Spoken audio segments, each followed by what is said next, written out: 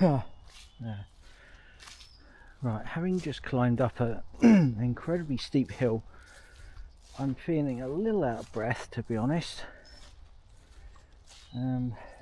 Sort that out. But here's the Church of St. Peter and St. Paul, which is the main church for Peasmarsh. Little interesting detail. The reason the church is so far out from the village is because the village used to be up here, but then about, I think, 1348, 1349, they had a bit of a massive plague kick off. Basically swept the whole of Europe, killed half the population, and they killed a few people around here actually. And so they thought the area was a bit unhealthy because of all the dead basically, and just they moved. Well, I think I tried to, there's not much information on this, but basically what happened when your village gets wiped out, or essentially a load of people just kick it, well, what are you going to do? And at the time they didn't have medical science to help them out. Basically, I think the disease that swept through is called the plague. Nowadays you can actually treat that with antibiotics, but they didn't have that then. So they thought God was punishing them and stuff. So parts of Europe you had the flagellants and that sort of thing. There's and it would recur every so often as well, way back when. But here's Peasmarsh Church, which is far away from the village because of that. The church itself was put up in Norman times, or around about Norman times.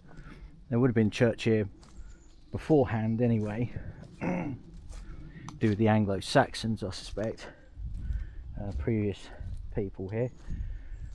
The Normans put this one up, and I did read somewhere that they'd done a bit of work on it in 1476 as well, because the area's a bit iffy for putting things on, so I think they had to do a bit of support work or something, or whatever they did back in 1476.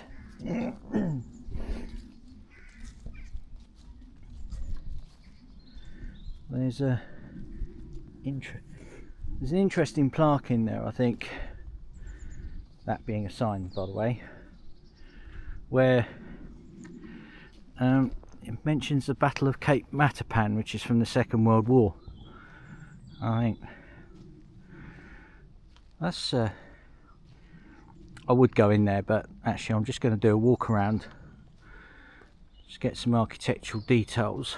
There we go, and then adjourn to Rye.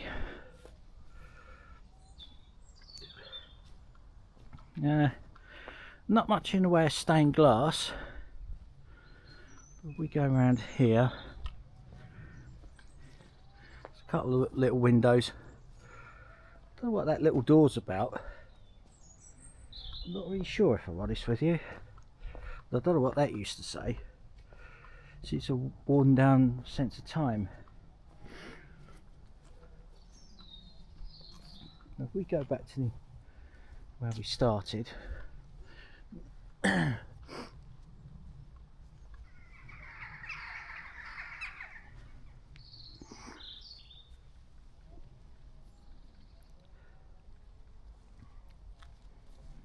it's rather peacefully quiet around here. And if we go around the church again, I'm going to try and show you the Millennium Stone thingy. We just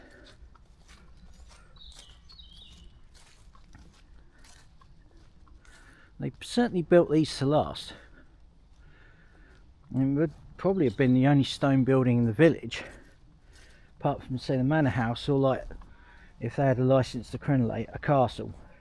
At some point I want to go around Bodiam Castle just to show you what a license to crenellate, as they called it back then, would actually get you.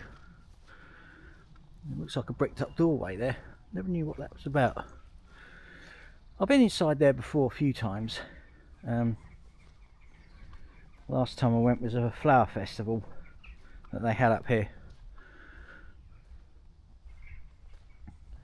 And that was the last ever weekend, Rye weekend of the East Surrey Morris Men. I didn't come up here for that, but it was the Monday after I went to the flower festival, which I dare say not as good as the one in Biddington, to be honest with you.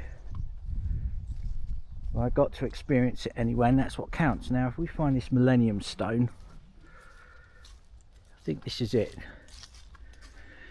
To think this was put up around about 25 years ago.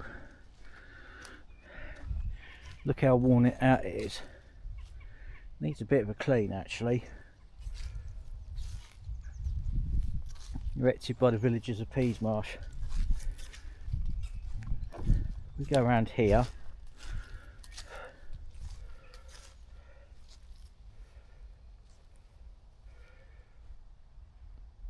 Yeah, it says please pray for the souls of all those remains are interred here, or whose remains interred here. Yeah. What could it be? Well, it can't be from 1348.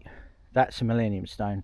Secondly, if it was from 1348, there'd be a skull and crossbones on it. I think it was an original like biohazard symbol or something. And I have seen those. I saw those at Biddington. And I was a little, made me a little bit, I wouldn't say freaked out, but I was wary. There's a, yeah, so anyways, I think that's enough churchiness. I think, where's the yew tree? I think that might be a yew tree over there. Not sure, because at any given church, if it's been there a long time, there's probably been a yew tree there beforehand, or maybe two yew trees, I don't know. It must be, because yew trees were thought of as quite holy when they were all pagan.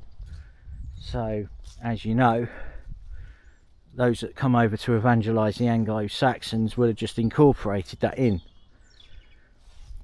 That's why half the stuff at Christmas is a bit pagan really, like trees and stuff. Because again, Anglo-Saxons were pagan when they turned up over here. Because they're not the original people, that was a group known as the Celts were original. And then, you know, there's a bit of history here. I think it is quite impressive, but the village is a mile and a half to the northwest. Again, because 1348 got a bit unhealthy around here, so they all skedaddled. They just got out, just bailed.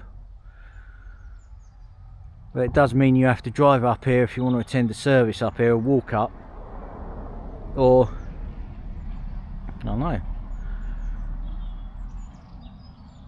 Yeah, that's enough of that now. I'll make another video in a minute.